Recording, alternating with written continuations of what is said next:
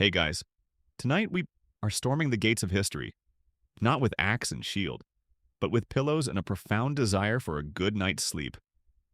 We're setting our sights on the legendary Viking feast, that raucous mead-soaked image of bearded warriors cheering, bones flying, and tables groaning under the weight of roasted beasts. You can almost smell the wood smoke and hear the clash of tankards, can't you? But what if those epic blowouts, the ones that echo in movies and sagas, were actually, well, a little more subdued? Perhaps even, dare we whisper it, a bit more boring than you think. It's a bold claim, I know, and with the amount of quiet detail we're about to delve into, you probably won't survive this episode. Conscious, that is. So, before you get comfortable, take a moment to like the video and subscribe, but only if you genuinely enjoy what I do here. It really does help keep the longship of this channel afloat. And while you're at it, feel free to type your location and local time in the comments below. It's always a quiet joy to see where in the world you're all drifting off from. Now, dim the lights, maybe turn on a fan for that soft background hum, and let's ease into tonight's journey together. Close your eyes for a moment and picture it, the quintessential Viking feast. You're in a vast, timbered mead hall, firelight dancing on rugged faces, shadows leaping in the corners. Enormous wooden tables are packed with fierce-looking men and women, their laughter booming, their drinking horns probably adorned with impressive, if historically dubious, actual horns, perpetually raised, mountains of glistening, spit-roasted meat, entire pigs perhaps, are torn apart by hand. Minstrels strum furiously on lyres, skalds roar out epic poems of battle and glory, and every now and then, a friendly brawl erupts over a disputed boast or a spilled drink. It's a scene of glorious, untamed chaos. A non-stop party that makes your average modern music festival look like a very quiet tea party. This is the image many of us carry. A vibrant tapestry woven from epic sagas, Hollywood blockbusters, and perhaps a touch of our own wishful thinking for a less complicated, more primal past. But now, let's gently pull back the curtain on that dramatic scene. As you settle deeper into your pillows, we're going to explore a slightly different version of events.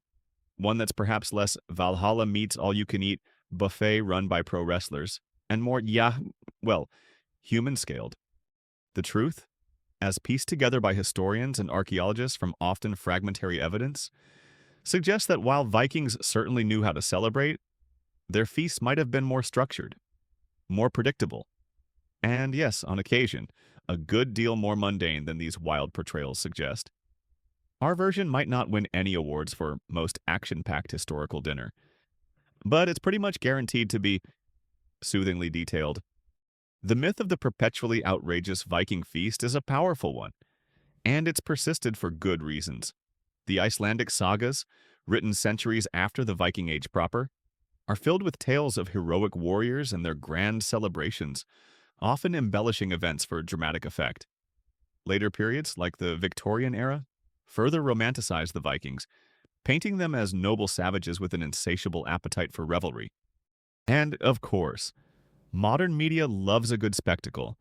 A quiet, orderly Viking dinner just doesn't have the same cinematic punch as a food fight involving an entire roasted ox. Not to mention those iconic horned helmets. A spoiler alert here. But Viking helmets did not generally have horns.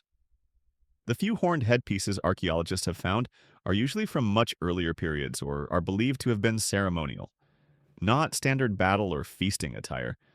So you can gently erase that particular image from your mental Viking mood board. As we begin to explore the quieter realities, it's helpful to understand that even the Old Norse word for feast, veisla, had connotations beyond mere merrymaking. A quirky but telling tidbit is that veisla could also mean assistance, support, or service, hinting that these gatherings were deeply embedded in social obligations, reciprocity, and the functioning of the community. It wasn't just about individual indulgence, it was about reinforcing bonds, displaying status, fulfilling duties, and marking important communal moments. This already suggests a layer of structure and purpose that often gets lost in the more boisterous depictions. The aim tonight isn't to strip all the fun and feasting out of the Viking Age. Far from it. They were, by all accounts, a people who appreciated good company, hearty food, and strong drink when the occasion called for it. But by peeling away some of the more outlandish layers of myth, we can perhaps arrive at a more nuanced and, in its own way, more fascinating picture. A picture of real people living in a challenging environment for whom a feast was a significant and likely cherished break from the everyday. Historians and archaeologists still debate the precise balance between the boisterous, celebratory aspects of Viking feasts depicted in later sagas and the more mundane, everyday realities of food consumption and social gathering in the Viking Age. It's in that gentle tension between the myth and the archaeological trace, between the saga's roar and the hearth's quiet flicker, that our sleepy exploration will unfold. So let the boisterous images begin to soften, like embers cooling in the longhouse hearth, as we prepare to uncover the more restful reality.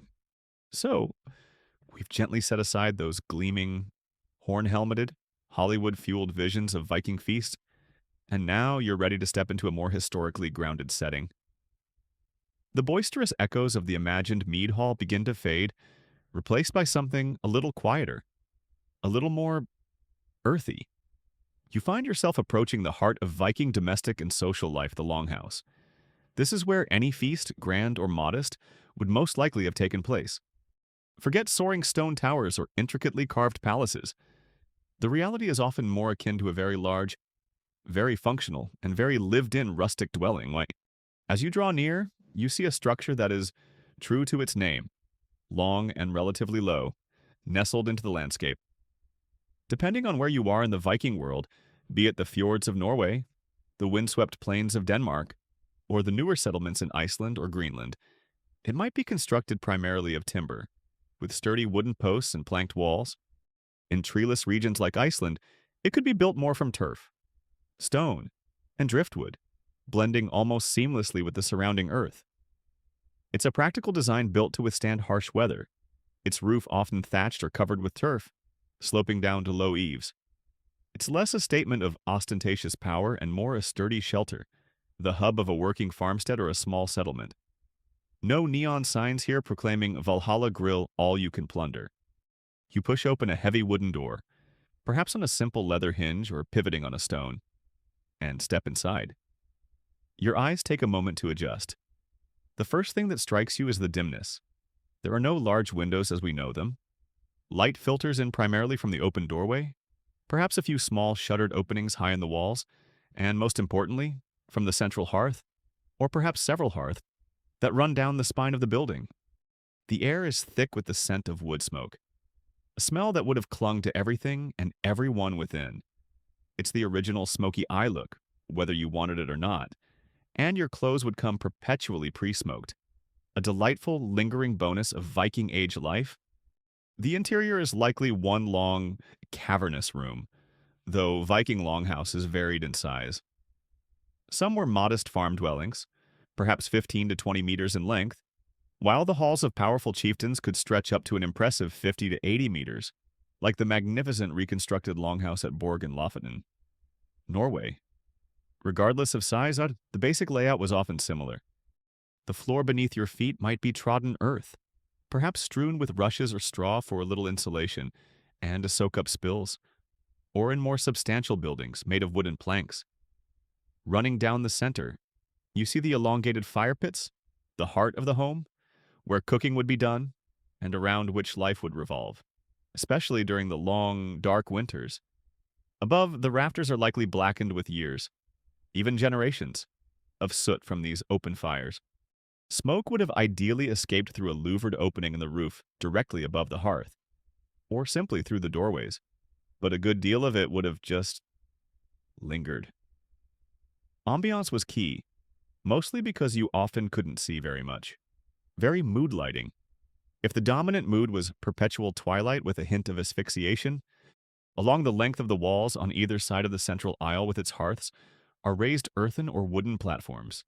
These are the benches, the becker, where people would sit during the day and at mealtimes, and where they would sleep at night, likely nestled into furs and simple woolen textiles for warmth. These platforms would serve as the seating for any feast, guests arrayed according to status, closest to the chieftain or head of the household who would occupy a high seat, often in the middle of one of the side benches. Don't expect plush cushions or elaborately carved chairs for most. It's functional seating for a communal existence. As for furnishings and decorations, again, think functional rather than purely opulent for the average longhouse. There would be wooden chests for storing clothes, tools, and valuables, which might also serve as occasional seats or tables. Low, simple tables might be brought out for meals. In wealthier households, the wooden posts supporting the roof might be carved with intricate animal interlace patterns, and colorful woven tapestries depicting mythological scenes or heroic deeds could adorn the walls, adding a splash of color and a touch of status, as well as helping to keep out some of the drafts. But for many, the walls would be plainer, the focus on the necessities of life. This isn't the gilded grandeur of a fantasy throne room. It's a hardworking, multi-purpose space. A quirky, unseen detail is the ancient practice of sometimes burying offerings, perhaps animal bones or small, significant objects, under the threshold or beneath the main support post when the longhouse was first built. These were intended to appease local land spirits or bring good luck and protection to the household, a silent, foundational layer of belief embedded in the very structure. Despite the dimness, the smoke, and the often cramped conditions as these longhouses often accommodated not just the core family but also extended relatives, farmhands, and even some livestock in a separate section during harsh weather, there would have been a certain kind of coziness. This was the central hub, the place of warmth and shelter against the biting winds and freezing temperatures. It was where stories were told, skills were passed down, and the community came together. Archaeologists continue to debate the precise internal arrangements and use of space within different types of longhouses, particularly how domestic animals might have been housed in relation to human living areas, and how consistently distinct feasting hall sections were maintained versus everyday living spaces. What is clear is that this smoky, firelit reality, far from the pristine halls of legend, was the genuine backdrop for Viking life, and for the feasts that punctuated it. It's a setting that speaks less of wild abandon and more of a resilient, communal existence, finding warmth and connection in the heart of a challenging world. You've settled into the smoky ambiance of the Viking longhouse, its firelit dimness and functional layout a far cry from the glittering mead halls of pure legend. Before we even whisper about the possibility of a feast, before the tables are laden with anything special, it's essential to understand what fueled the average Viking on an average day. Because the daily grind diet, my friend, was the backdrop against which any celebration, however modest or grand, would truly stand out. So let's explore the humble, often monotonous, but ultimately sustaining, everyday meals of these Norse people. And yes, there will be porridge. Lots of porridge. You wake, perhaps on your bed bench along the wall, to the sounds and smells of the longhouse stirring to life. The central fire is being tended, casting flickering shadows. The aroma in the air isn't that of sizzling bacon and freshly brewed coffee, and I'm afraid. It's more likely the earthy scent of wood smoke mingling with the slightly sour tang of simmering grains or fermenting dairy. The first meal of the day, the dagmaal or day meal, would have been a simple affair. No elaborate Viking brunches here.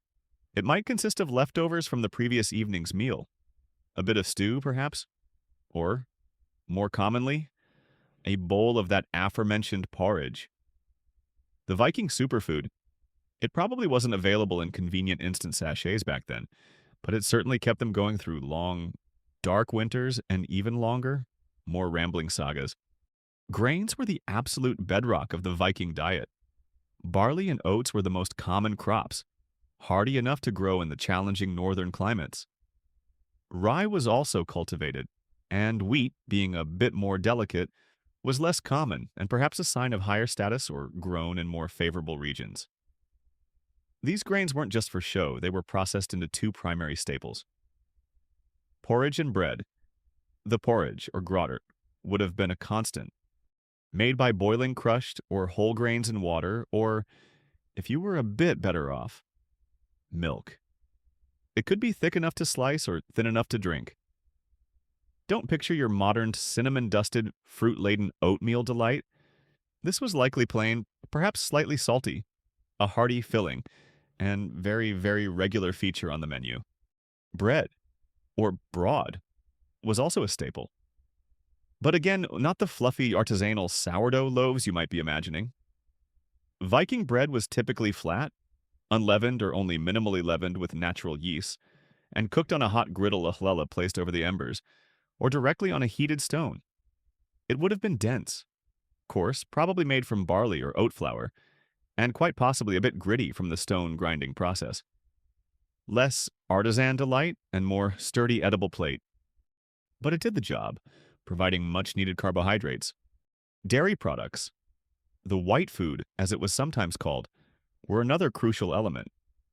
Milk from cows, goats, and sheep was consumed, but more importantly, it was processed into products that could be stored. Archaeological evidence from Viking Age settlements, including analysis of food residues in pottery, bones from middens, rubbish heaps, and isotopic analysis of human remains, consistently confirms a diet based heavily on cereals like barley, often supplemented by fish, some domestic animal protein, and a significant amount of dairy. Chief among these dairy delights was skyr, a thick, tangy, cultured dairy product, somewhat like a very dense yogurt or a fresh cheese, which is still a beloved food in Iceland today. It was an excellent source of protein. Butter, churned and often heavily salted for preservation. And simple pressed cheeses were also vital for adding calories and flavor, and for lasting through the lean months. One rather quirky and practical tidbit is the ancient practice of making bog butter, large quantities of butter buried in peat bogs for preservation. The anaerobic, cool conditions of the bog could keep butter edible, or at least preserved. For years, though it would develop a very distinctive, strong, and perhaps not entirely delicious flavor and waxy texture by modern standards. What about vegetables and fruits? These were seasonal and often foraged, rather than cultivated in vast market gardens. Root vegetables like turnips, onions, leeks, and possibly carrots. Though the orange carrot we know is a later development and cabbages would have been grown. These were hardy and could be stored for winter, often ending up in the ubiquitous stew or pottage. Wild greens like nettles, sorrel, and wild garlic would have added flavor and nutrients when available. Fruits were mostly wild berries, bilberries, lingonberries, cloudberries, raspberries, gathered in season and eaten fresh or preserved. Wild apples, likely small and tart crab apples, might also have been used. Protein, on a daily basis, often came from fish, especially for those living near the coast or rivers.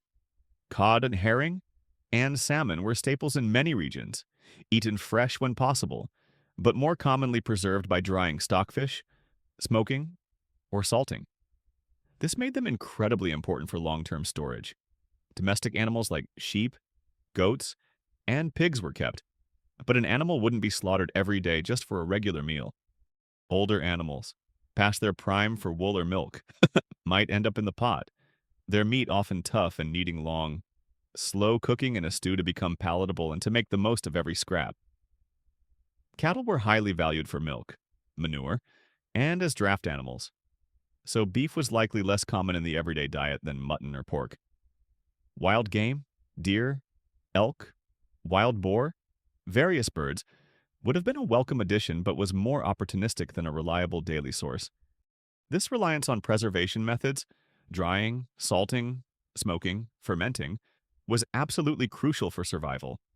But it also meant that much of the food would have been intensely flavored, often very salty and texturally challenging. Tough or chewy. Spices as we know them were largely absent. A few local herbs like angelica or mustard seeds might have been used, and the very wealthy might occasionally have access to imported pepper. But for most, when the flavor palette was limited. Their idea of spicy might have been if the turnip had a particularly feisty character. This leads us to the monotony factor. The extent to which Viking-age Scandinavians relied on cultivated vegetables versus foraged wild plants in their daily diet remains a subject of ongoing research, with new archaeobotanical evidence constantly refining our understanding. But for the average Viking, the daily diet, dictated by local availability and the necessities of preservation, would have been quite repetitive. This simple, often unvarying fare is the essential context for understanding why a feast, even a relatively simple one, was such a significant and eagerly anticipated event. It was the break from the porridge-powered norm. Having now acquainted yourself with the rather unglamorous, porridge-powered reality of the everyday Viking diet, you can truly appreciate why a feast, any feast, would have been a highly anticipated event. These weren't just casual get-togethers, spontaneously thrown whenever someone felt a bit peckish for a whole roast pig. Oh no, given the preciousness of resources, the food that took so much effort to grow or hunt, the ale that required careful brewing, the time taken away from essential farm work or other duties, a Viking feast was a significant undertaking, triggered by specific and important occasions. You're about to learn what specific events or beliefs could actually unlock the larder and get the party started, from solemn agricultural rites to major milestones in a Viking's life. Many of the most important feasts were deeply intertwined with the rhythms of the agricultural year and the changing seasons. In a society so dependent on the land and the sea, these celebrations were vital for marking time, seeking favor from the gods for fertility and harvest, and fostering a sense of community to face the challenges of nature together. Perhaps the most significant of these was Yule, or Yule, the great midwinter festival. As the days reached their shortest and the world was cloaked in darkness and cold, Yule was a time of feasting, drinking, and ritual, likely lasting several days. It marked the symbolic turning of the year, a desperate plea and hopeful celebration for the sun's return and the eventual renewal of life. This was the original marathon holiday eating season, although probably with fewer awkward family arguments over whose turn it was to do the dishes, or maybe more, involving actual axes if things got really heated. Other seasonal markers would also call for communal gatherings and feasting. The arrival of spring and the beginning of the growing season, the summer solstice with its celebration of light and peak fertility, and, crucially, the harvest festival in the autumn, giving thanks for the bounty of the land, however modest it might have been, and marking the end of the intense agricultural labor before winter set in. These feasts weren't just about eating and drinking. They were about reaffirming the community's connection to the land, the gods, and each other. Closely linked to these seasonal celebrations were more explicitly religious feasts, often involving a blot, which was a Norse pagan sacrifice. Adam of Bremen, an 11th century German churchman and historian, famously described, though from an outsider's and likely disapproving perspective, what he claimed were major pagan festivals held every 9 years at the temple in Old Uppsala, Sweden. According to him, these involved the sacrifice of numerous animals, and even humans, with the bodies hung from trees in a sacred grove, followed by communal feasting on the sacrificed animal flesh. While the details of Adam's account are debated for their accuracy and potential bias, the core idea of sacrifices followed by ritual feasting is supported by other sources and archaeological finds. The sacrificed animal, perhaps a horse sacred to Odin, a boar sacred to Frey, or cattle, would be cooked and its meat shared among the participants, creating a direct link between the community, the victim, and the gods being honored. Life cycle events were also prime triggers for feasting. A wedding, or brudkaup, was a major social and economic event, often uniting families and forging important alliances. Such an occasion would invariably be marked by a substantial feast, potentially lasting for several days, filled with drinking, toasting, gift-giving, and public affirmations of the new union. Similarly, funerals, known as erfi or gravul, literally inheritance ale, were also accompanied by significant feasts. This wasn't about celebrating death in a morbid way, but rather about honoring the life of the deceased, helping their spirit transition to the afterlife, formally settling matters of inheritance, and reaffirming the solidarity of the surviving community. Nothing quite says, "Farewell, old Ragnar. We'll miss your questionable singing," like a 3-day binge on inheritance ale and a massive spread of whatever could be mustered. Practical grief management, Viking style. The celebrations around births and naming ceremonies are less clearly detailed in terms of grand feasting, but would certainly have involved some level of communal acknowledgement and sharing of food and drink. Beyond these, political and social obligations often necessitated feasts. A powerful chieftain or king would host feasts to display his wealth, generosity, and authority, thereby securing the loyalty and support of his warriors and followers. This was part of the crucial gift-giving culture of the Viking Age. A leader provided for his men, and in return, they offered him their service. Feasts could also be held to welcome important guests, to seal treaties, or to celebrate the successful return from a significant trading voyage or even a raiding expedition. Though a pre-raid feast might have been more about making boasts, taking oaths, and psyching everyone up. Even the great regional assemblies, the thing or thing, where laws were recited, disputes settled, and justice administered, would often be accompanied by feasting and social gatherings. One fascinating aspect of these feasts, particularly the more formal ones, was the Sumbel Old English or Symbol Old Norse, a ritualized drinking ceremony. This wasn't just about casually downing horns of ale. The Sumbel involved rounds of formal toasts to the gods, to ancestral heroes, or to the chieftain.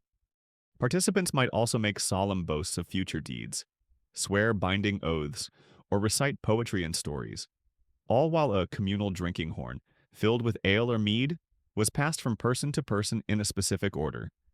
Think of it as an ancient open mic night, but with considerably more mead, far more impressive boasts about slaying sea monsters or wrestling bears, and, crucially, legally binding oaths. Definitely high-stakes karaoke. The exact nature and frequency of Viking Age religious feasts, particularly those involving sacrifice as blood, are still much debated by scholars who must carefully weigh often sensationalized later Christian accounts against more ambiguous archaeological evidence and skaldic poetry. But what is clear is that these gatherings, whether for Yule, a wedding, or a chieftain's display of power, were the carefully chosen moments when the monotony of the daily grind was deliberately and joyfully broken. You've now pinpointed the significant moments in the Viking calendar or a Viking's life that might actually trigger a feast. Those special occasions that called for a break from the everyday porridge and flatbread. But before a single horn of ale is raised or a piece of roasted meat is savored, it's crucial to understand where all this celebratory food actually came from. There were no sprawling supermarkets with well-stocked aisles in the Viking Age, no convenient home delivery apps for pre-prepared platters. Every single item that graced a feast table, from the humble loaf of bread to the prized cut of meat, was the result of immense backbreaking and often perilous human effort. You're about to explore the great food quest, the relentless cycle of farming, fishing, hunting, and preserving that was necessary to lay the foundations for even a modest Viking celebration. Let's start with the very earth itself. Farming was the agricultural backbone for many Viking communities, especially in Scandinavia proper and the more fertile settlements. But this was no idyllic pastoral scene. You witness fields being painstakingly cleared of stones and trees, a monumental task with simple iron tools. The land is then plowed, not with powerful modern tractors, but with a simple ard plow, often pulled by a pair of struggling oxen, or even by humans if beasts of burden were scarce. This just scratched the surface of the soil, requiring multiple passes. Then came the sowing of seeds, mainly barley, oats, and some rye, scattered by hand, always with a hopeful eye on the weather. Crops had to be weeded and protected from hungry birds and animals. Harvest time meant long days spent wielding iron sickles, cutting the stalks, which were then bundled into sheaves. But the work didn't end there. The grain had to be threshed, often by beating it with flails, to separate the kernels from the chaff, then winnowed by tossing it into the air so the wind could carry away the lighter debris. And finally, for bread or porridge, that grain had to be ground into flour. This was typically women's work, a laborious daily chore using a rotary quernstone or a simpler saddle quern, heavy stones rubbed together for hours on end. It was the original Viking workout. Forget the gym. A few hours with a quernstone and your arms would be ready to row a longship, or at least lift a very heavy drinking horn. Animal husbandry was just as demanding. Cattle, prized for milk, manure, and their strength as draft animals, had to be foddered, especially through the long winters. Sheep provided wool and milk, and goats were hearty sources of both. Pigs, often left to forage in woodlands, were a key source of meat. Poultry like chickens and geese provided eggs and meat. All these animals needed tending, protection from predators like wolves and bears, and shelter from the elements. Then there was the bounty of the waters. For Vikings living along the vast coastlines, fjords, or rivers, or in island settlements like Iceland and Greenland, fishing was not just a supplement but a cornerstone of their existence. You see them heading out in their sturdy boats, facing unpredictable seas, to fish with lines and hooks, often made of iron or bone. They used nets, laboriously made from natural fibers, and constructed weirs or traps in rivers and estuaries to catch migrating fish like salmon, cod, herring, ling, sayath. These were all vital catches, and for a feast, you'd need a significant haul, perhaps seeking out larger prime specimens. Hunting and foraging provided further, if less predictable, additions to the larder.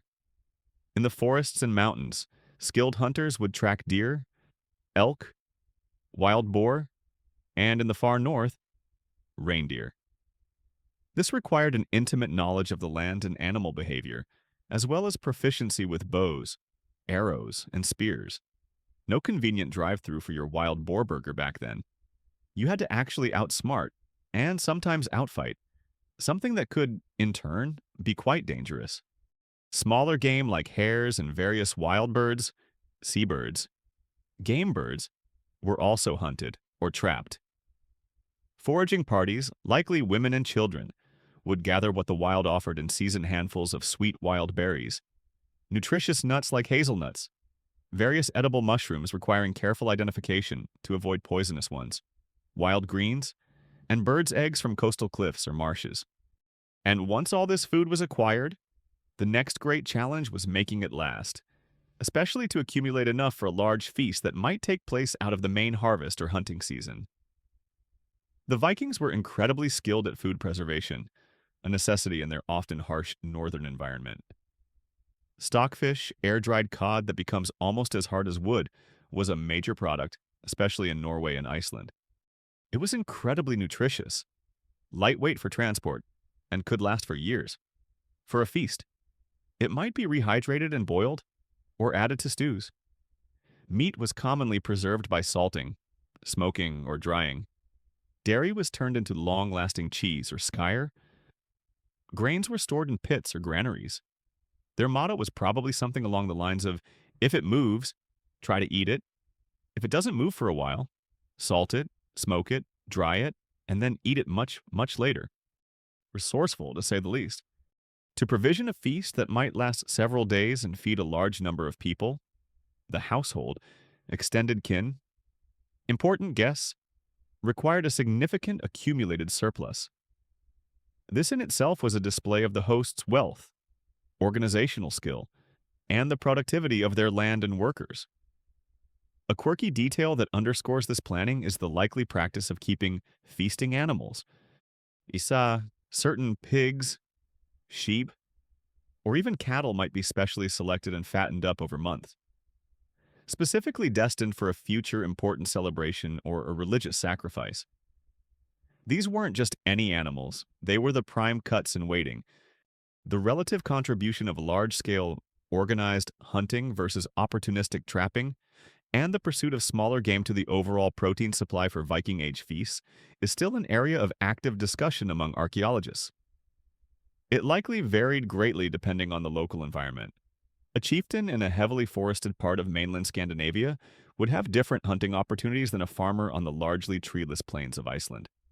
But whatever the source, every morsel represented a victory against the elements, a testament to hard labor and ingenuity.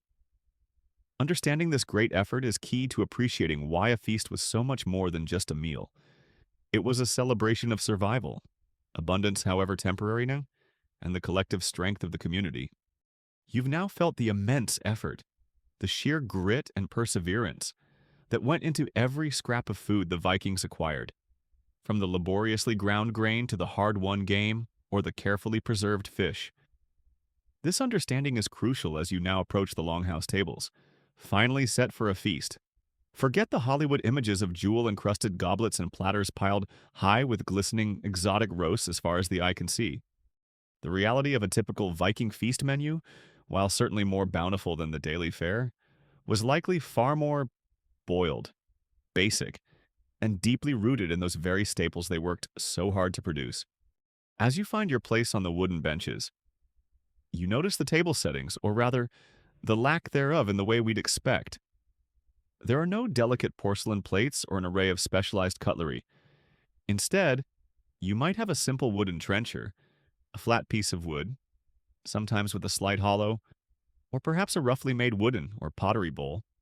Each person would likely have their own knife, an essential personal tool used for everything from cutting food to self-defense, and perhaps a spoon carved from wood or bone.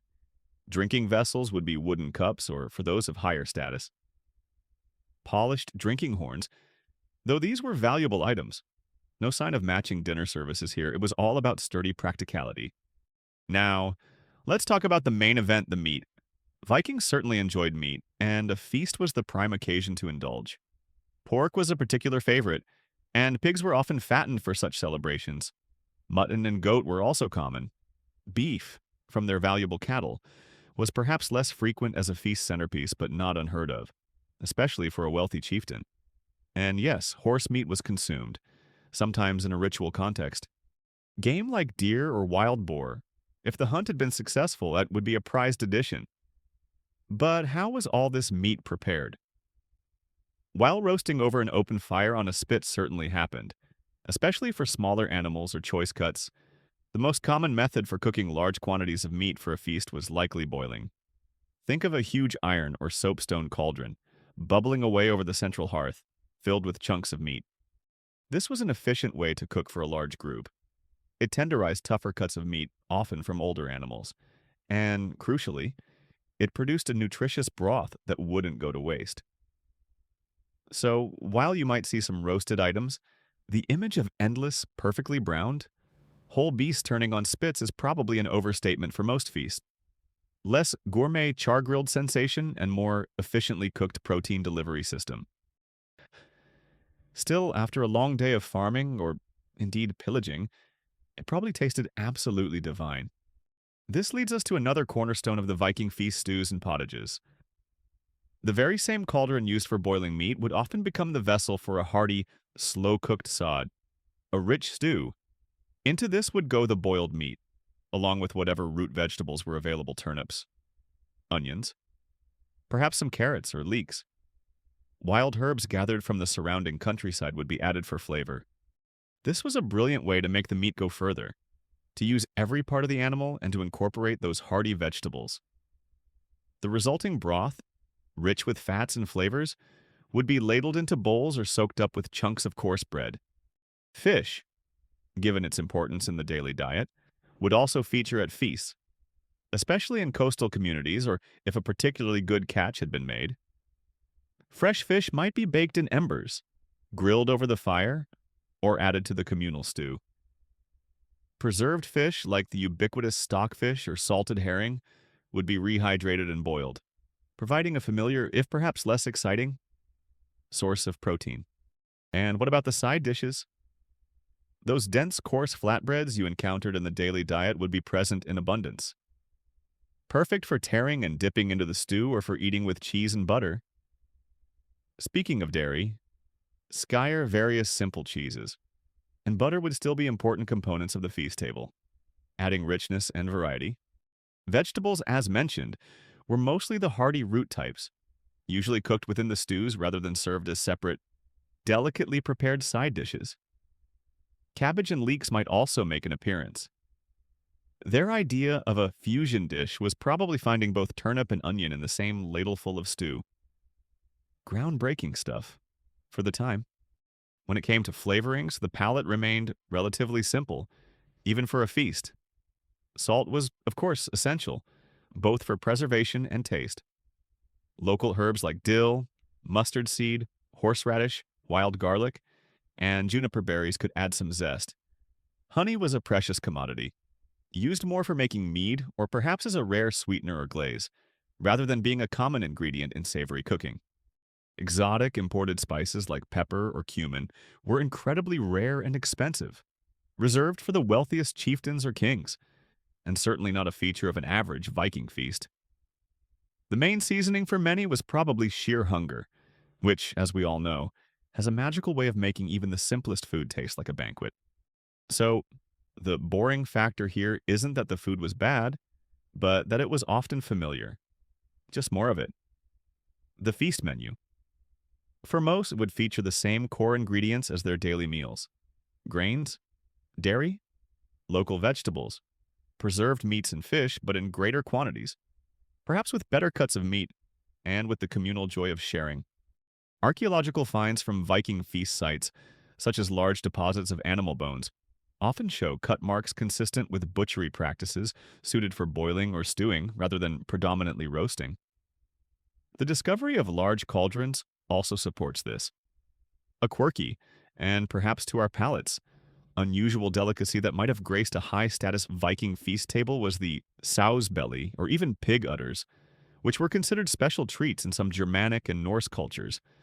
It just goes to show that tastes definitely change. The extent to which Vikings practiced large-scale spit roasting of whole animals for feasts, as opposed to more common methods like boiling or perhaps pit roasting smaller portions, is a topic of ongoing discussion among food historians and archaeologists. Interpretations vary based on saga descriptions, which can be prone to exaggeration, versus the practicalities suggested by archaeological evidence of hearth structures, fuel availability, and the types of cooking equipment found. But it's safe to say that the bubbling cauldron was likely a far more common centerpiece than a dramatically turning spit. The feast table in the smoky longhouse is laden, not with the endless exotic roasts of Hollywood fantasy, but with hearty, if somewhat basic, fare: boiled meats, rich stews, coarse bread, and simple vegetables. You've had a taste of this more grounded reality.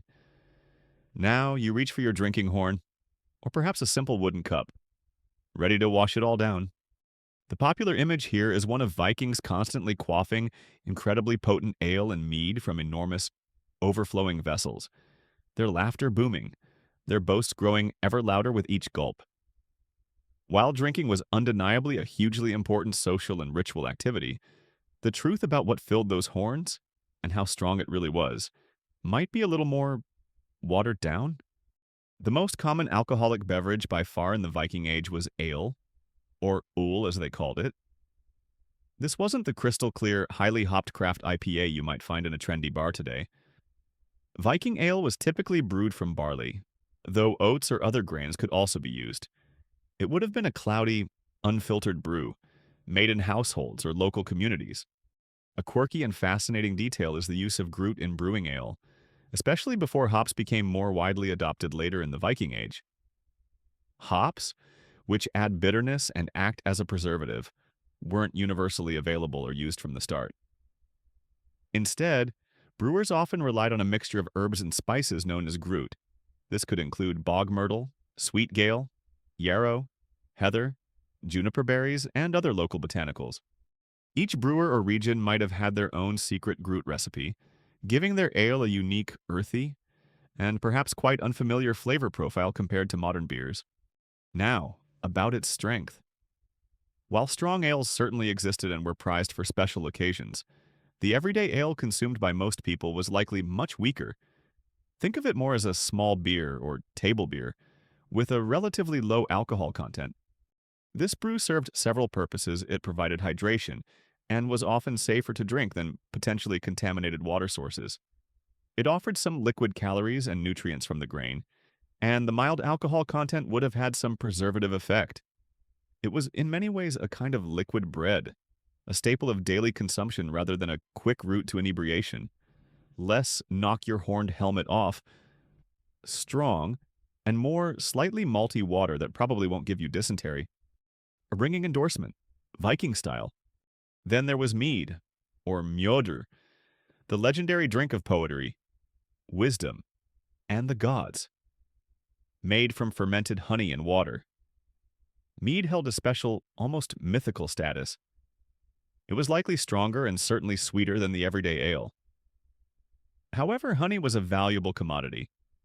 It took a lot of bees and a lot of foraging to produce significant quantities of honey, making mead a more prestigious and expensive beverage. Consequently, it was probably not an everyday tipple for the average Viking. Mead was more likely reserved for important feasts, religious rituals, the high tables of chieftains and kings, or for those special toasts during a sumbel, that formal drinking ceremony we touched upon earlier. It was the champagne of the Viking world, perhaps to be sipped thoughtfully while composing epic poetry about your enemy's forthcoming doom, or just to subtly show off that your household could afford a decent supply of honey. What about wine? Or vin?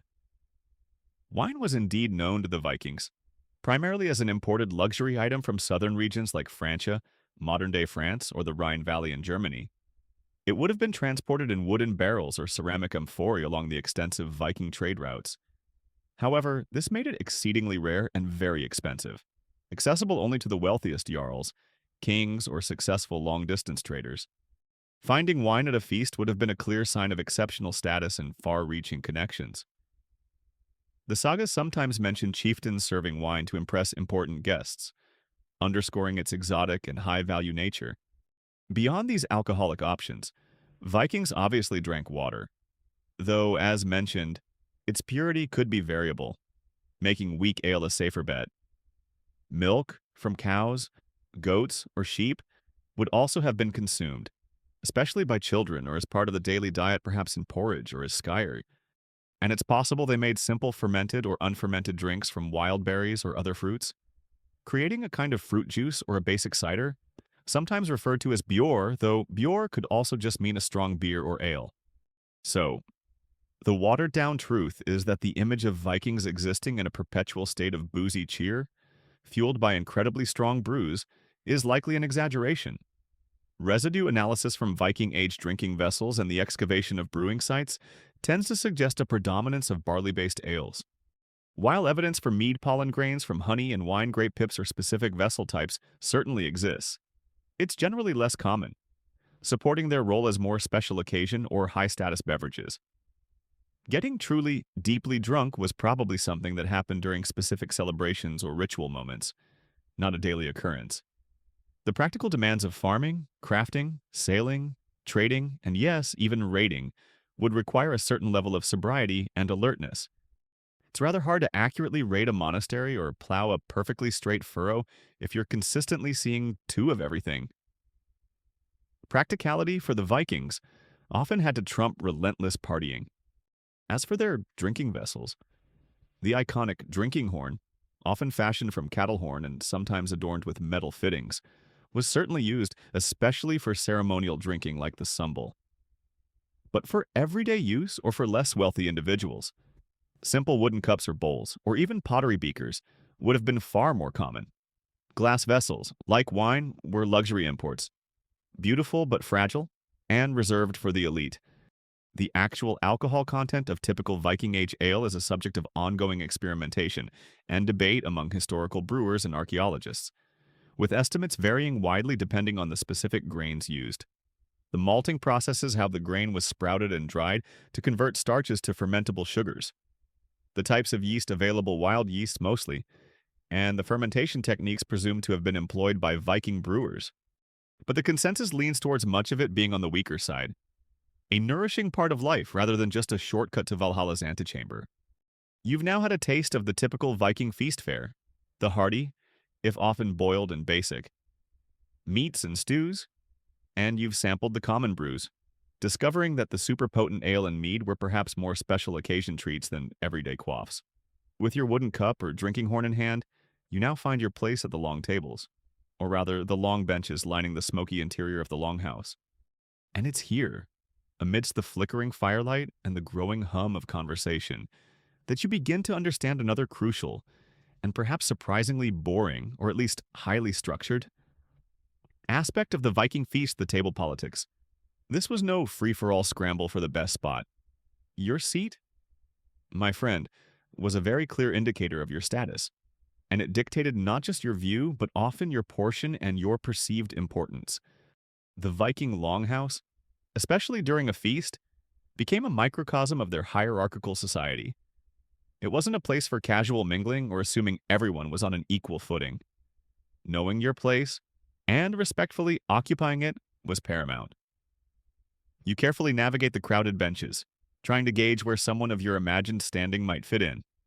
It's a bit like trying to find your assigned seat at a very important, slightly intimidating, and very dimly lit wedding reception, but with more furs, fewer floral centerpieces, and a significantly higher chance of inadvertently offending someone who owns a rather large and very sharp axe.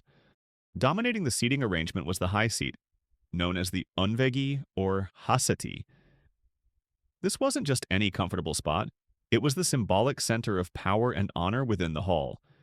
It was typically occupied by the host of the feast, the local chieftain, a powerful jarl, a king, or even the head of a prosperous farming household.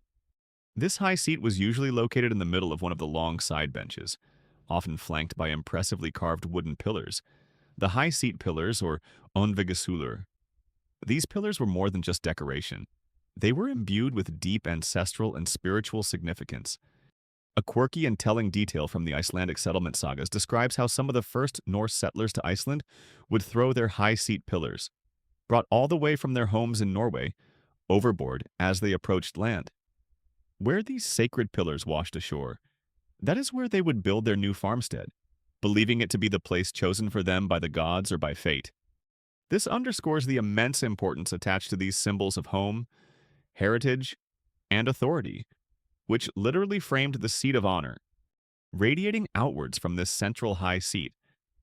The seating arrangement would reflect a clear social hierarchy. The most honored guests, renowned warriors with impressive deeds to their name, powerful allies, visiting dignitaries, wealthy kinsmen, perhaps even a skilled skald poet whose words could bestow fame or infamy, would be seated closest to the host, on either side of the high seat. Your status in Viking society was determined by a complex mix of factors: your lineage and family connections, your personal wealth measured in land, livestock, silver, and followers, your proven prowess and courage in battle or on dangerous voyages, your skills as a craftsman or leader, and of course, your direct relationship to the host. Further down the benches, away from the warmth and prestige of the high seat, would sit individuals of lesser status, less prominent warriors, younger members of the household, farmhands, and perhaps even some servants, though slaves would likely not be seated at the main feast in the same manner. The concept of being seated below the salt, while more formally associated with later medieval European feasts, captures the general principle: the further you were from the seat of honor, the lower your perceived rank. Women, too, had their designated places. The lady of the household, the husfreyja, would often have a place of honor, perhaps managing the serving of food and drink, but the specific arrangements for other women could vary. High-status visiting women would also be accorded respectful seating.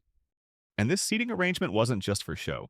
It had very real consequences for your feasting experience. The choicest cuts of meat, the juiciest part of the roast, the most tender boiled portions, would be offered first to the host and those in the high-status seats. The best and strongest ale or mead would also flow more freely in their vicinity. Further down the line, the portions might be smaller, the cuts of meat less desirable, and the drink perhaps weaker or less plentiful. No, everyone gets a trophy, or an equal slice of the pig. Mentality here, and if you wanted the prime rib of walrus, if such a thing were on offer, you'd better be someone of considerable importance, or at least very good friends with the person occupying the big chair in the middle. The Icelandic sagas, which, despite being written later, preserve many social customs, frequently describe specific seating arrangements at feasts and highlight the great honor or, conversely, the deep insult associated with where an individual was placed. Disputes over seating, or perceived slights in the serving of food and drink, could, and sometimes did, escalate into serious quarrels and even feuds.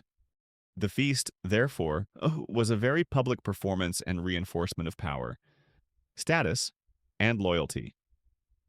The host, by providing generously especially to those nearest him, displayed his wealth, his ability to command resources, and his magnanimity, all key attributes of a successful leader.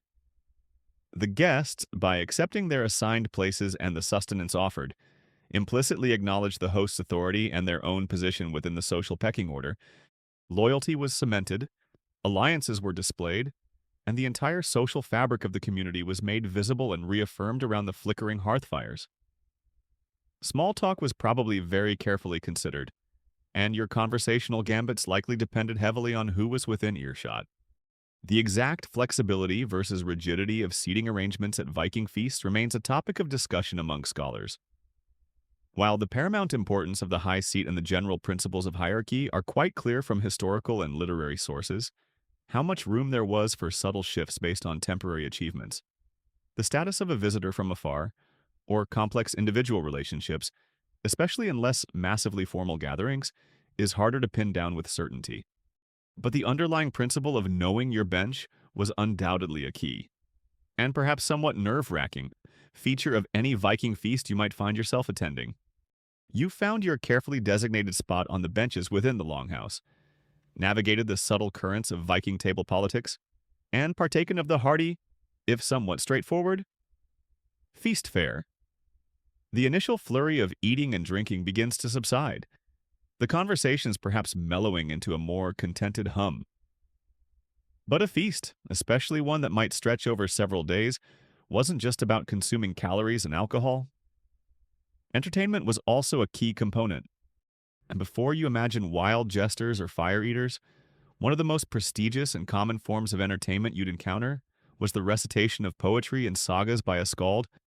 So you settle back against the smoky wall, your belly full, and prepare to listen, and quite possibly listen for a very, very long time, because this was an art form that often required considerable Viking stamina and patience from its audience. The skald, or poet, was a highly respected and often pivotal figure in Viking society, especially within the retinue of a king, jarl, or wealthy chieftain. This wasn't just some amateur open mic enthusiast. A skilled skald was a master of words, a weaver of intricate verses, a preserver of history, mythology, and heroic reputation. Their primary role during a feast or other important gathering was to compose and recite poetry that praised their patron, commemorated significant victories, recounted the lineage and noble deeds of ancestors, or retold the powerful myths of their gods and legendary heroes. Forget snappy sound bites or quick jokes. This was serious, high-status entertainment. The poetry itself could take various forms. There were elaborate praise poems, known as drapur or flocker, which could be incredibly detailed and lengthy, lauding the host's generosity, bravery in battle, wisdom in counsel, and the illustriousness of their family tree.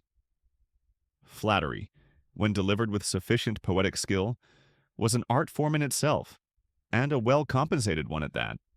Then there were mythological poems, recounting the dramatic tales of the Norse pantheon, Odin's relentless quest for wisdom, Thor's mighty battles against giants, Freya's enchanting beauty, or Loki's cunning and often disastrous trickery. These stories, which we now know from collections like the Poetic Edda, would have been vividly brought to life by the skald's voice. Heroic lays, celebrating the exploits of legendary figures from the Germanic past, like Sigurd the Dragon Slayer or the tragic Brynhild, would also stir the hearts of the listeners.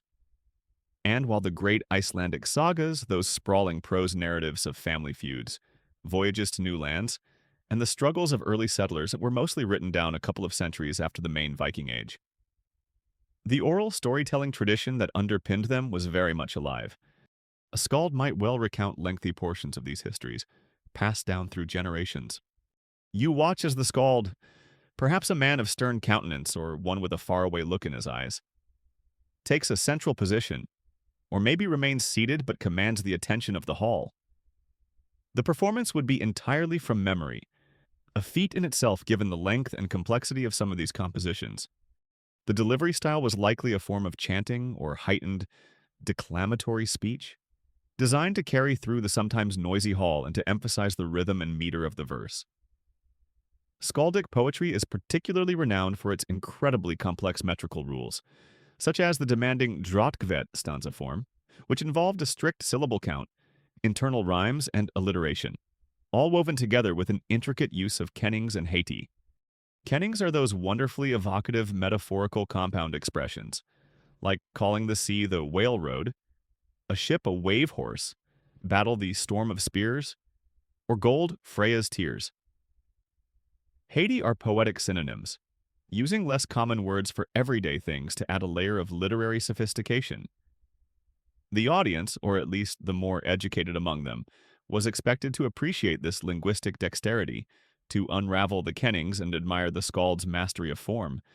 Now, from our modern perspective, accustomed to rapid-fire entertainment and visual stimuli, this is where the boring aspect might gently creep in.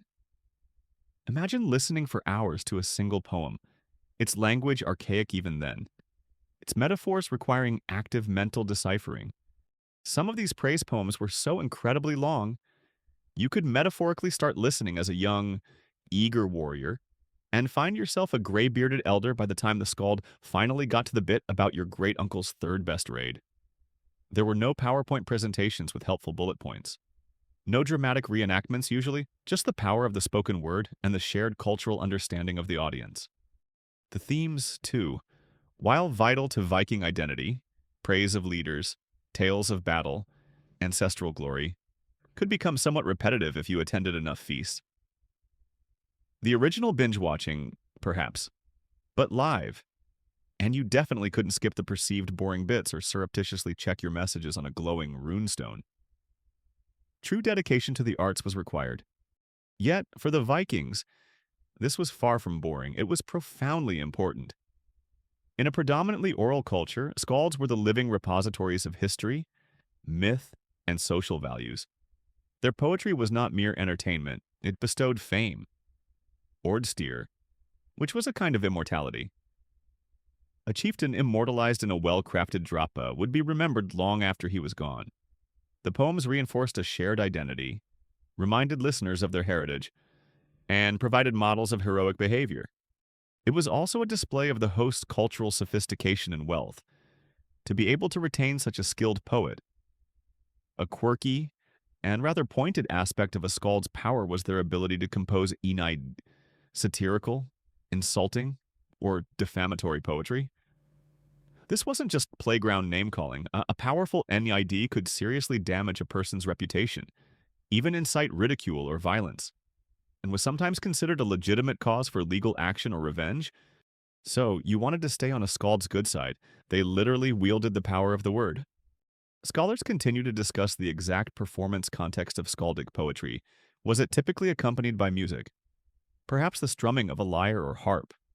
How much improvisation was involved in a performance? And to what extent did the average Viking feastgoer in the smoky longhouse truly comprehend the most complex kennings and metrical intricacies? Or was it more about appreciating the overall sound, the status of the event, and the general gist of the narrative? It was likely a mix, with different levels of appreciation throughout the audience.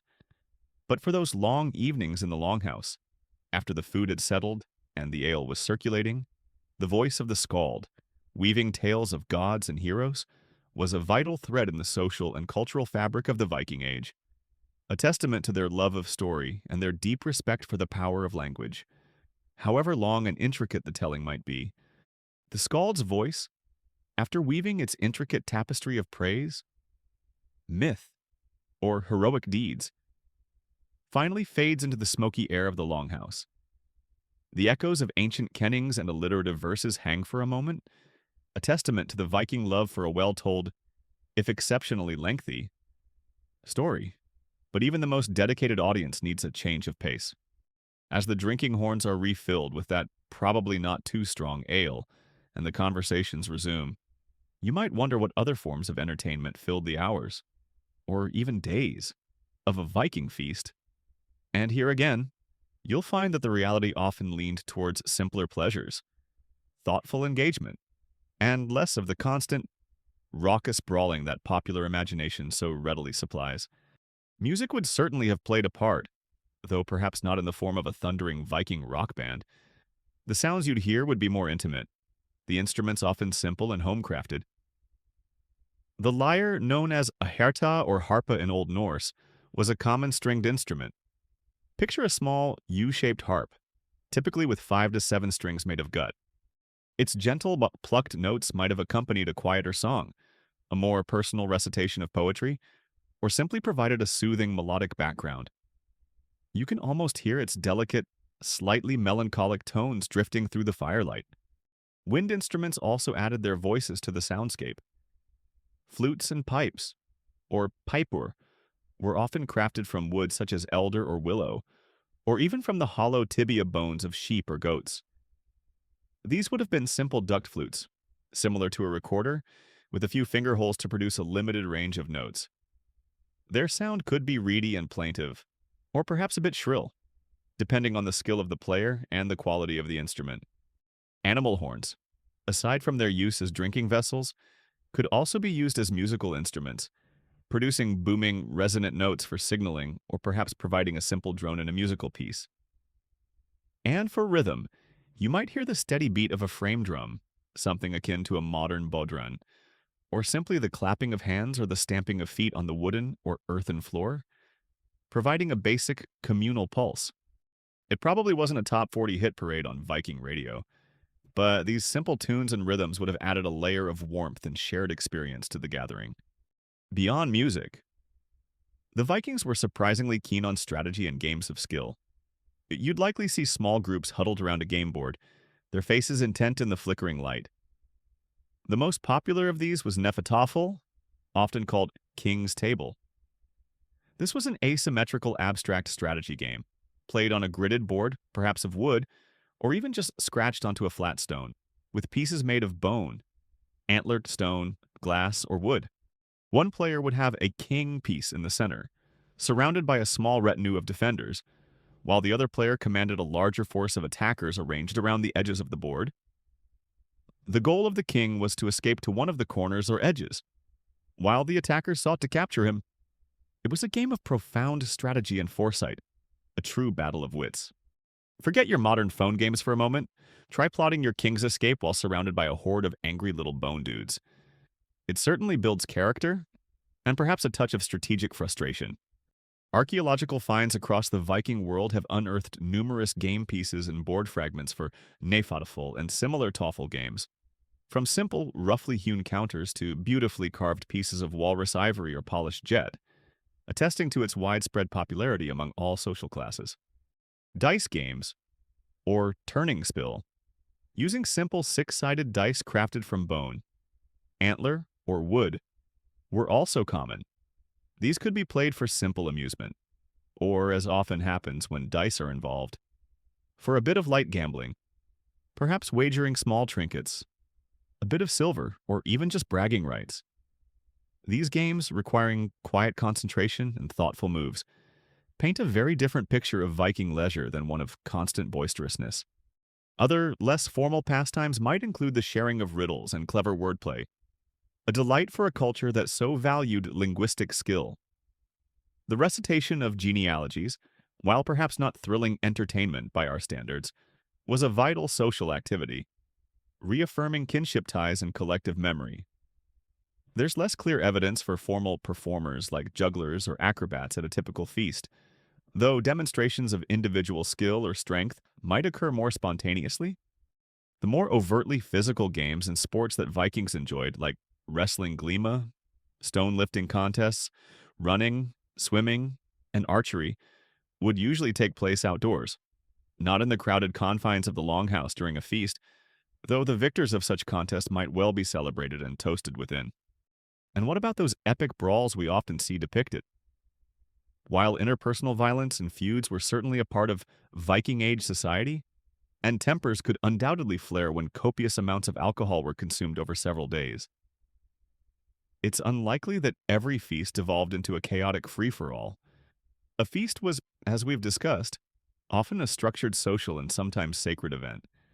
The host, be it a chieftain or farmer, would have a vested interest in maintaining a reasonable degree of order and ensuring the safety of his guests, especially important ones.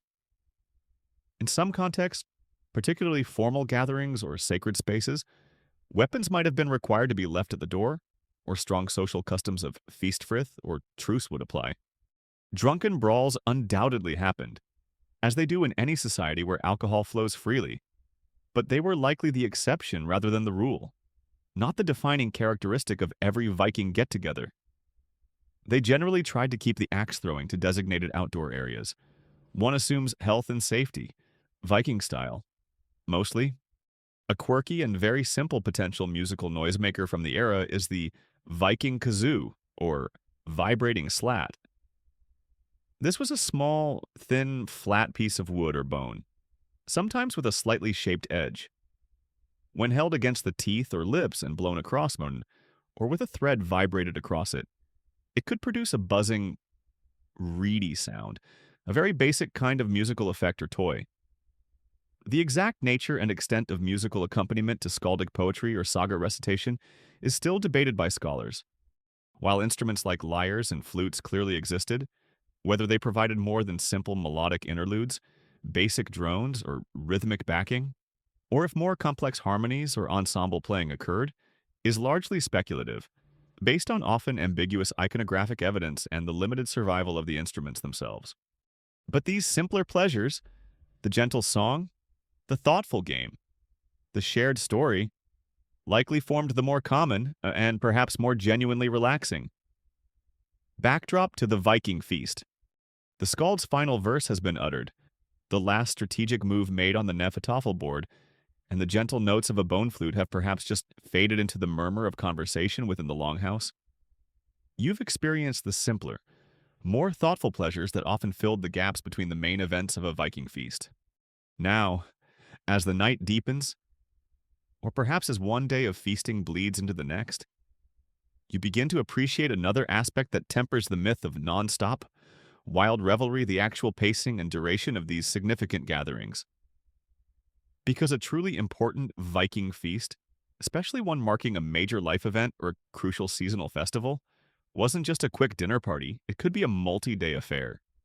And common sense, even Viking common sense, dictates that you can't maintain peak celebratory intensity for that long without a few, well, strategic pauses. Imagine a wedding feast, a broodkaup, designed to unite two families and celebrate a new alliance. Or picture the solemnities of Yule, stretching over several days in the depths of winter, accounts from the Icelandic sagas and other historical sources, such as Snorri Sturluson's Heimskringla, the history of the Norwegian kings, frequently describe feasts lasting for 3, 7, or even more consecutive days, particularly those hosted by powerful chieftains or kings. This extended duration immediately tells you something important. It simply couldn't have been an unrelenting, high-octane blowout from dawn till dusk and back again. Human beings, even hardy Vikings, need to sleep. They need periods of rest. Their bodies need time to process all that food and drink. It's less a sprint of indulgence and more a carefully paced marathon of eating, drinking, socializing, and, yes, strategic napping. So, what would the rhythm of such a multi-day feast actually feel like? You'd likely experience distinct phases. There would certainly be periods of focused eating and drinking, specific meal times when new dishes were brought out from the cooking pits or cauldron, and when fresh rounds of ale or mead were served. Interspersed with these would be the more formal activities we've touched upon the skald, reciting his lengthy poems, the ritualized drinking ceremony of the sumbel with its toasts and oaths, or perhaps specific religious rites if the feast was tied to a blot or sacrifice. But then there would also be extended periods of more informal socializing. This is when those board games might be brought out, when small groups would engage in quieter conversation, when musical instruments might be played more casually, or when people simply relaxed and digested. And crucially, there would be designated times for rest and sleep. As the night wore on, or even during lulls in a daytime celebration, guests would simply find a place to sleep. Those benches lining the longhouse walls, covered with furs and cloaks, weren't just for sitting, they were also communal sleeping platforms. A quirky and entirely practical aspect of these long feasts would have been the normalcy of sleeping it off. Guests might literally curl up on their bench, perhaps pulling a cloak over themselves, or find a quieter, less smoky corner of the longhouse to catch a few hours of sleep before rejoining the festivities. There was no shame in a feast nap. It was an essential part of making it through a multi-day event. Forget needing a designated driver. You often needed a designated napping spot. Just gonna curl up by this patch of wall that seems slightly less drafty for a bit. Wake me if Odin himself shows up. or if they bring out more of that honey-glazed pork. Moreover, especially if the feast was being held at a working farmstead, some essential daily tasks would likely have to continue, at least for some members of the household. Animals would still need to be fed and tended. Milking couldn't be entirely ignored, and basic chores would still demand attention. Not everyone, particularly the lower status members of the household or those responsible for the actual preparation and serving of the feast, could afford to be completely off duty for 3 or 7 days straight. The extent to which daily agricultural or household routines were fully suspended for all members of a community during a major multi-day feast is still discussed by scholars, as is how the immense labor of preparing and serving food was managed continuously over such extended periods, particularly for the women of the household who bore the brunt of this work. The host's skill in managing resources over several days was also a critical display of their capability and wealth. Food and drink had to be carefully portioned out to last the intended duration of the feast without running short, which would be a great embarrassment. The best, most impressive dishes and the strongest brews might be presented on the first day to honor important guests and set a celebratory tone. Subsequent days might see a continuation of good fare, but perhaps with a more measured distribution. The final day would often involve concluding rituals, perhaps significant gift-giving by the host to key guests, a vital part of reinforcing alliances and loyalty, and formal farewells. The atmosphere would likely shift over the course of the event, from initial excitement and formality, through a more relaxed middle period, to a sense of closure and winding down. It was a carefully managed social drama, not a chaotic free-for-all. The host was the original long-form event planner, meticulously calculating if there was enough smoked fish and weak ale to last through 3 days of their slightly embarrassing cousin Olaf's terrible jokes and boasts. A true, unsung hero of the Viking Age. This understanding of the feast's pacing, its ebb and flow of activity and rest, further grounds it in a human reality. It was a special time, set apart from the ordinary, but still governed by the natural rhythms of life and the practical limitations of human endurance and resources. The image of non-stop, frenzied revelry gives way to something more sustainable, more like waves lapping on a shore, periods of high energy and excitement followed by calmer intervals, all contributing to the overall memorable experience. The multi-day feast, you've now realized, wasn't an endless, frenetic explosion of energy, but rather a more rhythmically paced affair with periods of activity, socializing, and essential rest. The image of Vikings in a perpetual state of wild abandon is beginning to soften, replaced by something more human, more sustainable. Now, let's delve deeper into the social dynamics within the longhouse during these gatherings.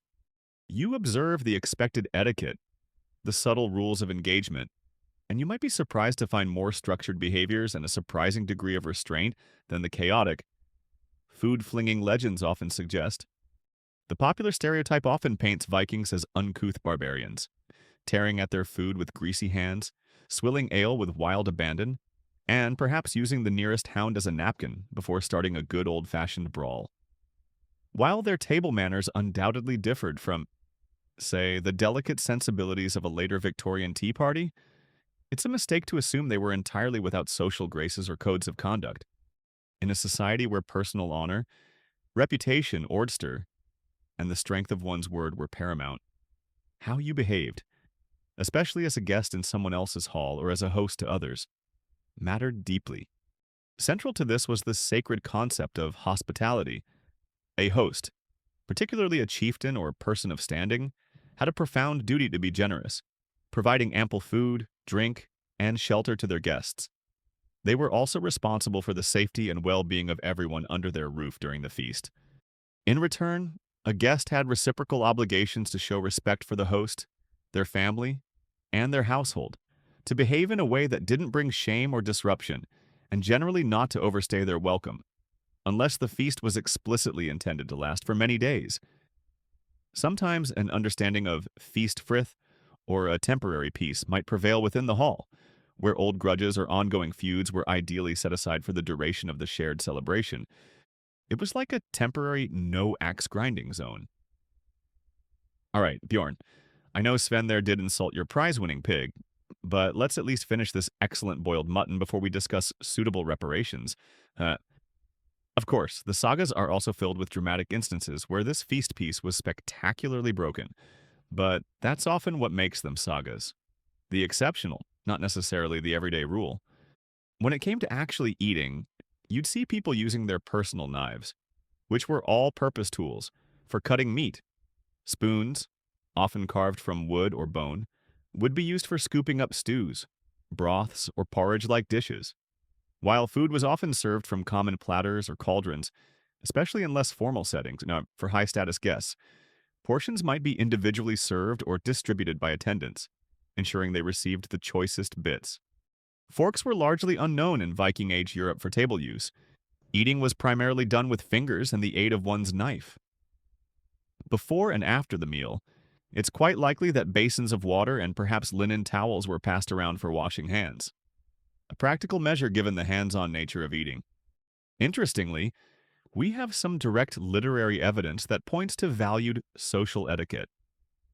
The Havamal Sayings of the High One, a collection of Old Norse poems found in the Poetic Edda and often attributed to the god Odin himself, contains a wealth of proverbial advice on wisdom, conduct, and how to navigate social situations.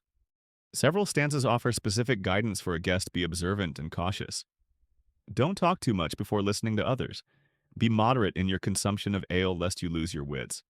Show gratitude to your host, and don't overstay your welcome. Odin is basically giving out timeless life hacks for not embarrassing yourself at parties. Don't be that guy who drinks all the mead, boasts about fish he didn't catch, and then falls asleep face first in the stew. Yeah, solid advice for any era, really. During more formal parts of the feast, like the sumble or when a skald was performing, a certain decorum was expected. There would be a recognized order for speaking, for making toasts, or for taking oaths. Interrupting a solemn vow or a skald in mid-recitation would be a serious breach of etiquette. Even if you didn't quite catch the meaning of every complex kenning, listening respectfully was a sign of good breeding and respect for the occasion. Gift-giving was also an integral part of feast etiquette and social bonding. A generous host would often present valuable gifts, arm rings, weapons, fine cloth, to important guests, especially at the conclusion of a significant feast. As a mark of esteem and to reinforce alliances, guests, too, might bring gifts for their host. While disputes and violence could certainly erupt, especially when alcohol had been flowing freely for some time and old tensions resurfaced, it's unlikely that every feast was a scene of constant brawling. The authority of the host, the presence of other high-status individuals, and the general social pressure to maintain one's honor and reputation would have acted as moderating influences. Major disputes might be deferred for settlement at a more appropriate time and place, like the local thing assembly, rather than disrupting a communal celebration that was often tied to religious or significant life events. A quirky detail that might hint at this structured approach is the way drinking horns were handled in a formal sumble. There were likely specific gestures of respect when receiving the horn, and care would be taken in passing it, symbolizing the shared bond and the solemnity of the toast being made. So, while a Viking feast was certainly a chance to let loose to some degree, to enjoy abundance and good company, it wasn't usually the utterly chaotic, mannerless free-for-all that some depictions might suggest. The degree to which formalized rules of etiquette at Viking feasts were universally understood and adhered to across different social strata and regions. Versus being more characteristic of chieftainly halls and the ideals presented in poetry, remains a subject of interpretation based on disparate literary and archaeological clues. But the evidence points towards a society that, even in its celebrations, valued order, reciprocal obligations, and a certain surprising restraint. While a well-aimed turnip might seem like a bit of harmless fun to us, it was probably generally frowned upon, especially if it hit the Jarl. Definitely bad for your long-term health prospects and social standing. You've now observed the surprising degree of etiquette and structured social behavior that likely governed a Viking feast, a far cry from the utterly chaotic free-for-all of popular legend. The feast, even with its moments of boisterousness, was an event underpinned by rules of hospitality, respect for hierarchy, and a certain expected decorum. But as you settle into the rhythm of these gatherings, perhaps attending, in your mind's eye, several different feasts over the course of a Viking year, a solemn Yule celebration, a joyous wedding, a harvest festival, another aspect of their boring reality might begin to dawn on you. Despite the special occasion, despite the abundance, the actual menu might start to feel, well, little familiar. You come to understand how the limited local ingredients and the inescapable tyranny of preservation methods often meant that feast menus, while hearty, could become quite repetitive over time. Think back to the Viking larder we explored earlier. The core ingredients available to most households were dictated by the challenging northern climates and the geographical realities of Scandinavia, Iceland, or Greenland. Hardy grains like barley and oats, a limited range of root vegetables, dairy products from their livestock, and whatever meat or fish could be reliably sourced and, crucially, preserved. The growing seasons were short, meaning fresh produce was a fleeting luxury. There were no global supply chains bringing exotic fruits and spices from distant lands to the average Viking longhouse. Their culinary world was, by necessity, a local one. And then there's the overwhelming influence of preservation. To survive the long, harsh winters, Vikings were masters of salting, smoking, drying, and fermenting. This was essential for keeping meat, fish, and dairy edible for months on end. However, these methods, while effective, impart very strong and very dominant flavors. Salted cod, no matter how lovingly prepared, will always taste distinctly of salted cod. Smoked mutton will carry that smoky essence through and through. While these flavors were no doubt appreciated and a vital part of their diet, they also tended to homogenize the culinary experience. It's hard to achieve a vast range of subtle or novel taste profiles when your primary ingredients have already been fundamentally altered by these robust preservation techniques. So, when a feast day arrived, what made the food special? Often, it was more about quantity and quality rather than a radical departure in the types of ingredients. A feast meant more food than usual. It meant that a prized animal, perhaps that specially fattened feasting pig we imagined, was slaughtered, providing fresh meat, a rare treat. It meant that the better cuts, the fattier portions, were served. It meant that more ale was brewed, and perhaps even some precious mead was brought out. But the foundational elements often remained the same as those of the daily diet, just amplified and presented with more ceremony. The barley that made the daily porridge and flatbread would also form the bread for the feast. The root vegetables that bulked out the everyday stew would still be the primary vegetables in the feast pottage. The specialness was rooted in the abundance, the communal sharing, and the joyous break from the usual, even more monotonous daily rationing, rather than in the constant introduction of startlingly new or exotic dishes. You might find yourself, in this imagined journey, attending a Yule feast and being served a hearty stew of boiled mutton and turnips, accompanied by dense barley bread and ale. Then, months later, at a wedding celebration, the centerpiece might again be boiled mutton, or perhaps pork this time, for a change, with a very similar stew. The same type of bread, and the same ale. It's another Yule, another year. And behold, another lovingly boiled sheep's head makes its grand appearance. It's a classic for a reason. And that reason is probably because they had a lot of sheep and very large cooking pots. While undeniably welcome and far more plentiful than the everyday meal, the core components and flavors would likely echo each other. This is the déjà feast sensation, a comforting, reliable abundance, but not necessarily a whirlwind of culinary innovation by our modern standards, which are so accustomed to global ingredients and endless variety. Their idea of molecular gastronomy was probably figuring out how to make the turnip taste slightly less aggressively turnipy. A noble quest, no doubt. The dominant cooking methods also contributed to this sense of familiarity. As we've seen, boiling or stewing in a large cauldron suspended over the central hearth was the most efficient way to cook large quantities of food, especially preserved or tougher cuts of meat, for a communal gathering. This method, while excellent for extracting nutrients and tenderizing, tends to meld flavors together into a harmonious, if somewhat undifferentiated, whole. Roasting or baking, which can create different textures and highlight individual ingredients more distinctly, were likely less common for preparing the bulk of the feast food due to fuel constraints and the availability of suitable ovens or large-scale spits for most households. Isotopic analysis of human bones from Viking Age sites often reveals a remarkably consistent dietary signature over an individual's lifetime. This suggests that the core components of their diet, the types of grains, animals, and fish consumed, didn't fluctuate as wildly with seasons or for special events as one might imagine if feasts always introduced radically different or exotic foodstuffs. The staples, it seems, remained staple, feast or no feast.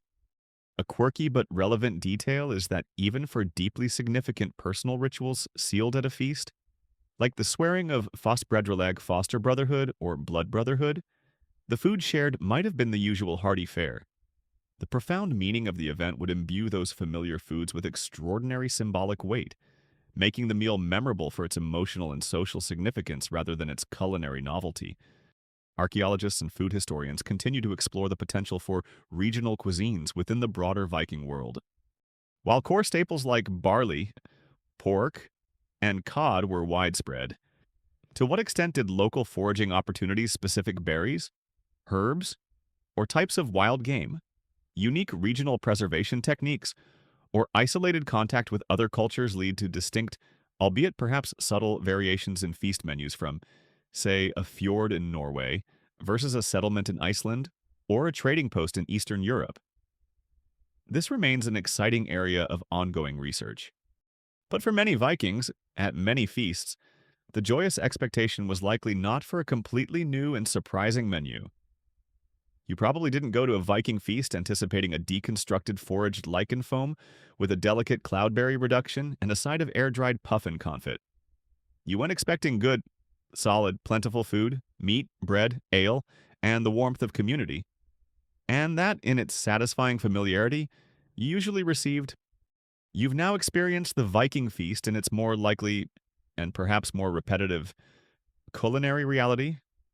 The menu, while abundant and certainly a welcome break from the everyday, was often constrained by local ingredients and the ever-present need for preservation, leading to a certain comforting, if not wildly diverse, familiarity. But how do we arrive at these conclusions? These gentle corrections to the more flamboyant myths. You now delve into the fascinating process of comparing the two main streams of evidence available to us, the gritty, often mundane, discoveries from archaeological digs, the bone, if you will, and the frequently embellished, romanticized literary accounts found in the sagas and poems. It's in the dialogue, and sometimes the downright argument between these two sources that a more nuanced picture of Viking feasts begins to emerge. Our first stream of information comes from the rich body of Old Norse literature, the Icelandic sagas, the poetic and prose Eddas, which contain much of Norse mythology, and the intricate verses of skaldic poetry. There are also occasional accounts from outside observers, like Adam of Bremen, whom we mentioned earlier, or Arab travelers who encountered Vikings on their journeys. These literary sources, primarily written down in Iceland during the 13th and 14th centuries, often centuries after the events they describe, are invaluable. They preserve oral traditions, offer glimpses into social customs, legal practices, religious beliefs, and the heroic ideals of Viking society.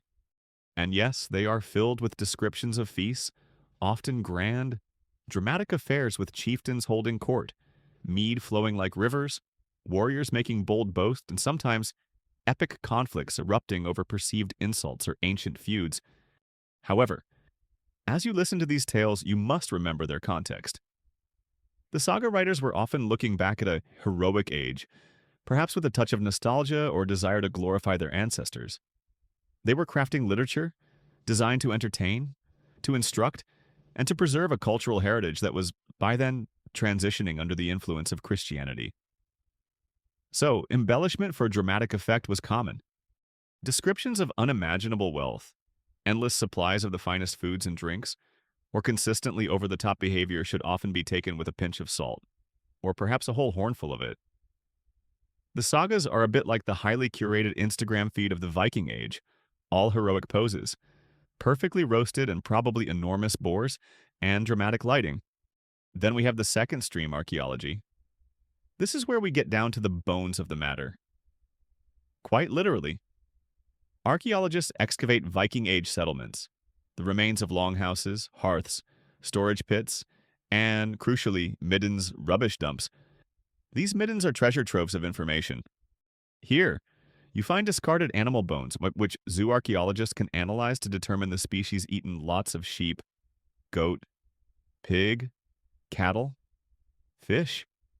The age of the animals at slaughter, were they prime beasts or older culls, and even butchery marks that tell us how the meat was prepared, more often showing signs of being chopped for stewing or boiling in a cauldron, rather than elegantly spit-roasted whole. The archaeological excavation of major Viking Age urban centers and trading posts like Hedeby Hythabu in what is now Germany, or Birka in Sweden, reveals extensive evidence of diet, trade, and craft through remarkably well-preserved organic remains found in their deep refuse layers. These sites often paint a more complex picture of resource use, sometimes showing access to a wider variety of goods through trade, but still grounding daily life and feasting in the realities of what was locally available or sustainably importable.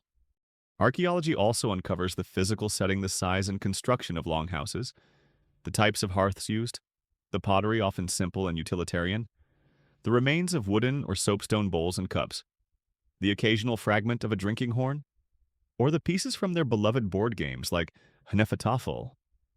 Paleobotanical analysis of preserved seeds, pollen, and plant remains tells us about the crops they grew and the wild plants they gathered.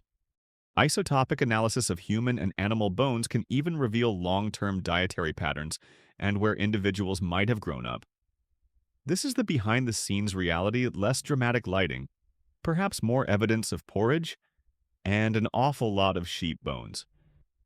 Archaeologists, you must understand, get very, very excited about old rubbish pits. Look, a slightly different species of fish vertebra. This could revolutionize our understanding of Wednesday dinner in the year 987 AD. So, where do these two streams of evidence align, and where do they diverge? Both certainly indicate that feasting was a deeply important social, political, and religious activity. Both confirm the consumption of meat, ale, and mead, and the significance of hospitality and the chieftain's role as a generous provider. However, the divergences are often in scale, style, and frequency of high drama.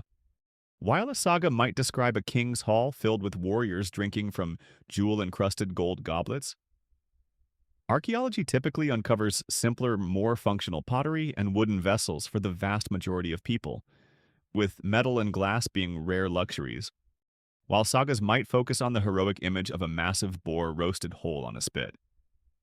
The archaeological evidence of butchered bones in large cauldrons points to boiling and stewing as more common methods for preparing large quantities of meat.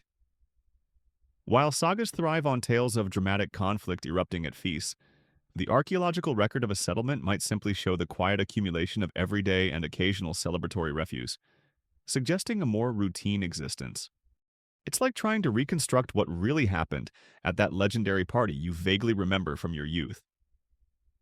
Your own hazy, perhaps slightly self-aggrandizing memories, the saga might recall an epic event of unparalleled revelry, whereas the slightly incriminating photos and the state of the recycling bin the next day, the archaeology might tell a somewhat more mundane, if still enjoyable, story. The truth, as always, probably lies somewhere in between, and is often a bit less consistently epic than we like to remember. We need both types of evidence to get a fuller picture. The sagas and poems give us invaluable insights into the ideals, the beliefs, the social values, the stories the Vikings told themselves, and how they wanted to be remembered. Archaeology provides a more direct, tangible link to their physical world, their daily practices, and the material constraints and opportunities they faced. A quirky but interesting field is the archaeology of thirst, where researchers attempt to reconstruct Viking-age beverage consumption, not just from chemical residues in pots, but also from studying the sizes, shapes, and materials of drinking vessels found, and even by analyzing depictions of drinking scenes in Viking art to get a better handle on what and how much they were actually imbibing. Interpreting the often symbolic or stereotypical descriptions of feasts in Old Norse literature, and reconciling them with the sometimes sparse or ambiguous archaeological record, remains a central challenge for Viking-age scholars. This leads to ongoing lively discussions about how literally saga accounts of material culture, food consumption patterns, And even social behaviors should be taken when trying to reconstruct the boring, or perhaps just more realistically human, details of their feasting traditions. You sit now in the quiet of your mind, amidst the lingering echoes of the Viking longhouse. You've compared the vivid, often sensationalized tales of the sagas with the more grounded, sometimes gritty, evidence unearthed by archaeologists. You've seen how the bones often tell a different, perhaps more mundane story than the epic poems.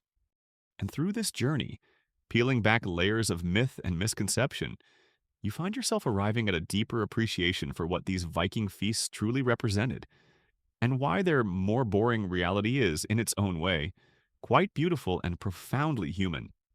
Let's briefly recall some of those boring elements we've uncovered. You found yourself not always in a gleaming, gilded mead hall, but more often in a smoky, functional longhouse, its air thick with the scent of wood fires and everyday life. You learned that the daily diet was built on the steadfast power of porridge and coarse bread, a monotonous but sustaining fare when the feast finally arrived. The menu, while more abundant, often featured familiar staples: boiled meats. Simple stews bulked out with root vegetables, the same trusty bread. The drinks, too, were often weaker ales for common consumption, with the potent mead being a rarer, more treasured indulgence.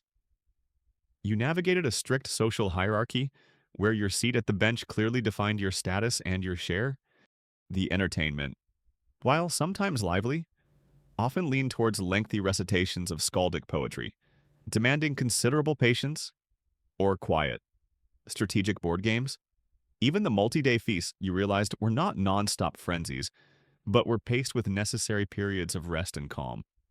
And throughout it all, there was an expected etiquette, a surprising degree of social restraint that runs counter to the image of constant, chaotic revelry. So, if Viking feasts were often less wild, less varied, and more structured than the legends suggest, why do they still hold such significance? Why should we find beauty in this more boring truth? Because it's in these very details that we find the true pulse of Viking society, the rhythms of their daily lives, and the profound importance of human connection. The primary purpose of these feasts, stripped of all the Hollywood glamour, was to bring people together. In a world that was often harsh, unforgiving, and fraught with danger, these communal gatherings were vital for reinforcing the bonds of family, kinship, and community. They were a time to reaffirm loyalties between a chieftain and his followers, to forge new alliances through marriage, and to collectively mark the passage of time and the turning of the seasons. Turns out, even Vikings probably complained about the weather together, and perhaps got a little bored listening to their great-uncle Thorvald's same old stories about that one time he almost caught a giant salmon. Just like us, really. But with a higher probability of axes being casually propped against the wall, the principles of generosity and reciprocity were central. The host's duty to provide, even if the fare was simple and was a cornerstone of their honor and status.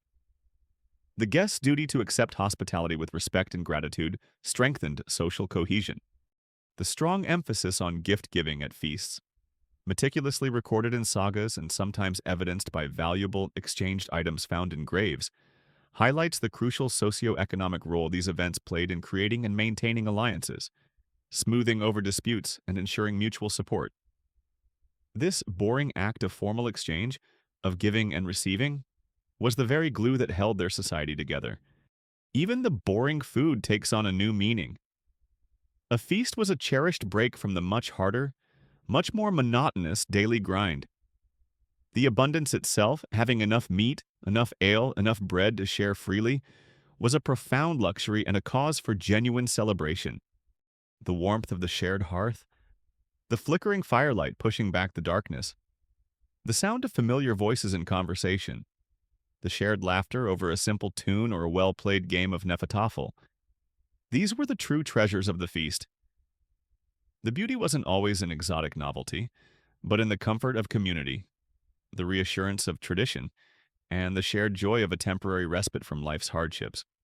Maybe the real treasure wasn't always the plundered gold from distant lands, but the simple pleasure of a warm stew, a shared horn of ale, and not having to sit next to that one cousin who always hogged the best pieces of mutton. The simple joys are often the most profound.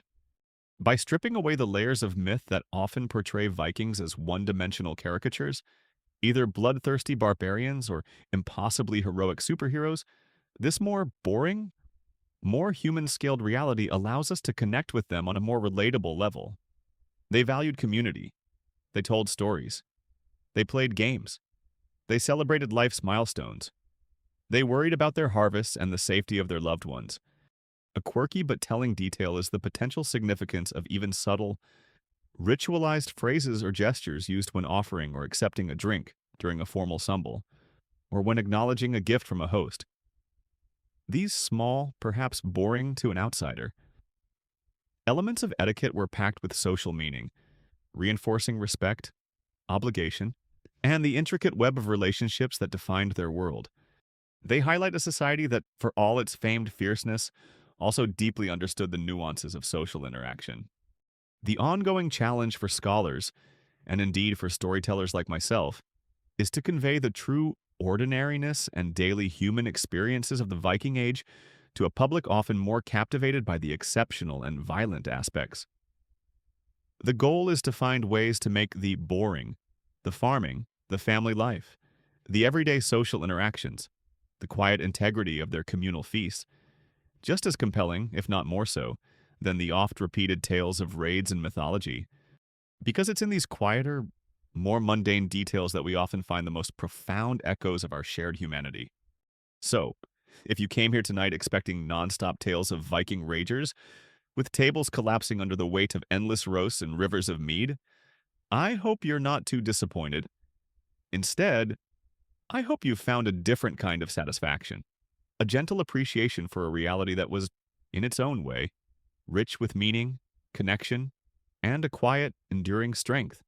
And hopefully, this more restful version of Viking history is proving to be exceptionally conducive to a good night's sleep. You're most welcome. And so our exploration of the Viking feast, in all its surprisingly understated and human detail, draws to its gentle conclusion. We've peered through the smoke of the longhouse hearth, listened to the lengthy sagas, and tasted, in our imagination, the simple and hearty fare that brought communities together. The image of the wild, chaotic revelry has softened, hasn't it? Replaced by something more thoughtful, more structured, more real? You can feel the warmth of that shared space, the flickering firelight casting long shadows, the low hum of conversation, the occasional note from a simple flute or lyre.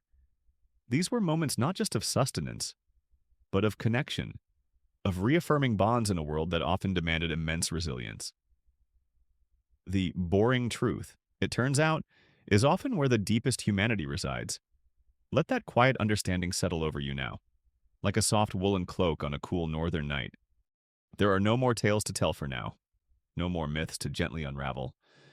There is only the peace of this moment, the comfort of your own quiet space, and the gentle invitation to drift into a truly restful sleep, perhaps dreaming of hearth fires and shared stories from a time long, long ago.